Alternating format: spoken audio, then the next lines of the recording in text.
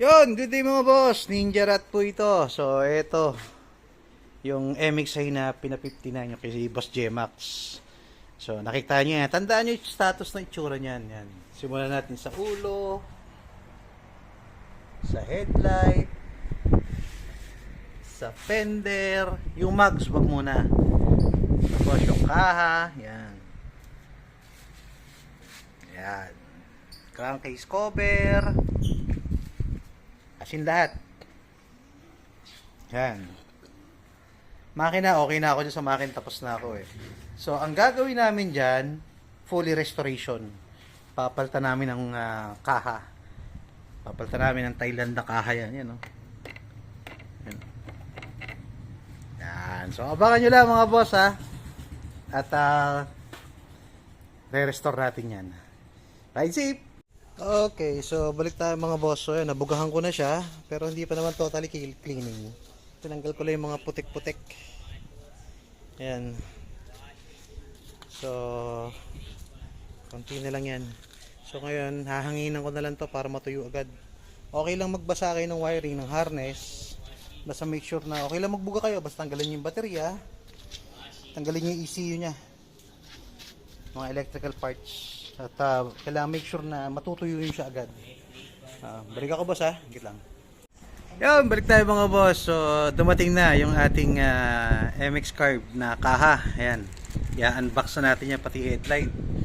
Galing kay Boss Paulo de la Cruz. Kung may ano po kayo, kung mag-order kayo ng mga kaha, mag-inquire po kayo, direct message nyo na lang po si Boss Paulo de la Cruz.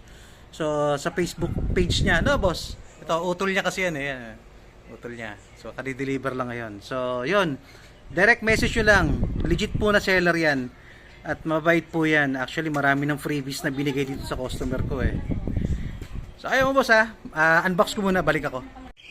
So, ayun. Balik tayo mga boss. So, ayun. Nalinis ko na siya. So, stack up kanina yung tornilyo na rito eh. So, binuhin na rin natin yung mga thread niyan. Kasi mapalitan natin siya ng bagong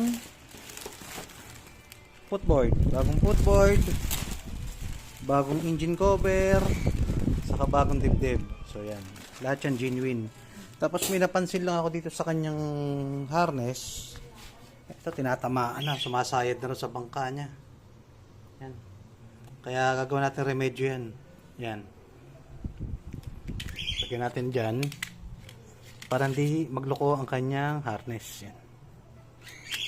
So, yun. Update ko lang kayo. Pause ko muna ako, boss, ha. So, ayun, mga boss. Balik tayo. So, eto. Overtime kami. Time check. 10, anong oras na pre? 10:31. So, ayan, nakuha na namin yung mga kaha. Kinakabit na namin ngayon. So, ayan. Gusgusin na kami rito sa shop. Ayan, si Boss Mark, oh. Boss Mark! Shout out! Hinahanap na ng asawa. Hinahanap na ng mga anak. Ayan. So, Boss J-Max. Ayan, oh. Tignan mo naman yan. Oh. So, ito yung bago nating nire-restore na 2014 model na MXI, yung orange. O, tignan mo naman siya ngayon.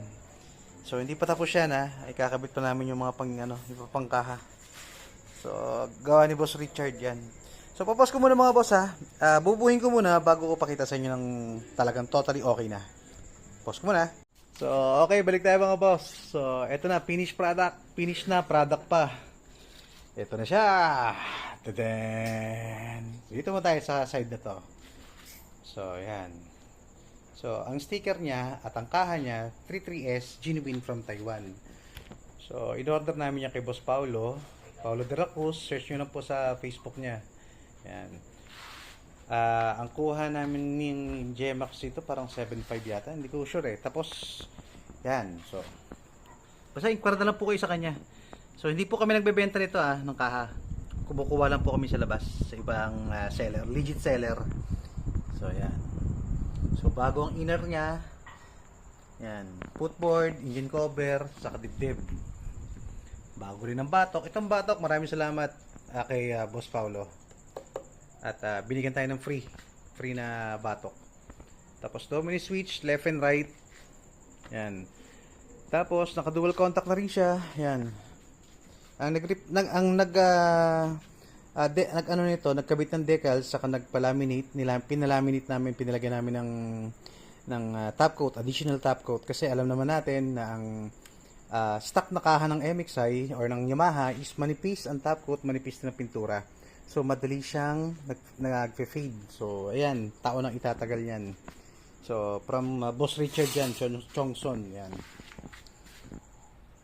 Yan, diyan muna tayo. Bago rin yung kanyang front fender, ayun ang luma. Yan. Susunod namin ang project dito is yung mugs niya. Tapos yung wala kami makuwang Stanley, kaya ang nilagay namin muna is yung ano ba to? HMA.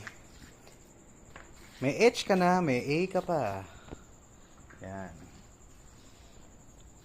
So, yan. Tapos crankcase niya, ito na ang kinalabasan. So, nakita niyo yung tsura niya dati ng crankcase niya, di ba? So, yan na. Pintura ni Boss Richard. Painted by Boss Richard Chongson. Yan, oh. Glitters, oh. Actually, maganda to sa, sa maliwanag, sa may araw. Kasi kanina, nung kinuha ko to, kala mo, hindi pantay ang pagkapintura kasi medyo dark yung kabila, yung nasisinagan. Tapos, ay, yung hindi nasisinagan, medyo dark. So, parang metallic, metallic chrome. Tapos yung nasisinaga naman, silver. Talagang ganda. Ang ganda kanina. Ang ganda ito pag may araw. So, yan. Yayamanin bolts na rin yan. Nilagay ni Boss Jemax. Special request niya. Nakita niyo yung kulay puti na Yan o. So, bago na yan.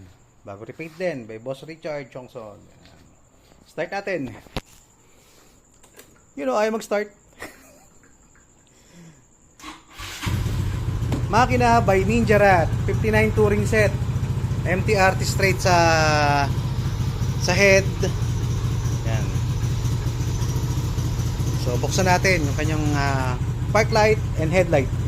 Yon, po siya. Bulag ang kasalubong. So yan, naka dual contact na rin siya. So yan signal light.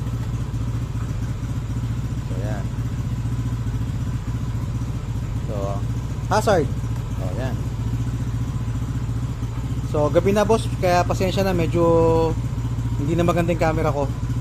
Alam mo, pang umaga lang naman to Yan, Nilagay naming ilaw dyan is Osram lang muna. Maliwanag naman kasi, dalawa headlight niyan.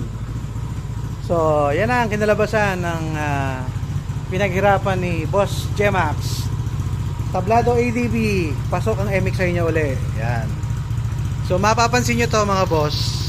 Sa dulo ng video, ilalagay ko doon yung dating itsura nito. So, sa ginastos ni Boss Jemax, gastos ka ng almost 15. Lahat-lahat pati yung mga accessories ilagay natin. Almost 15. Yan. Saka, kasi for sure magtatanong kayo sa akin Yan. 15 kasi yung mga pare-paint dun sa iba. Tapos yung mga yayamanin, yung mga dual contact, yung mga So yan. So yan na kinalabasan.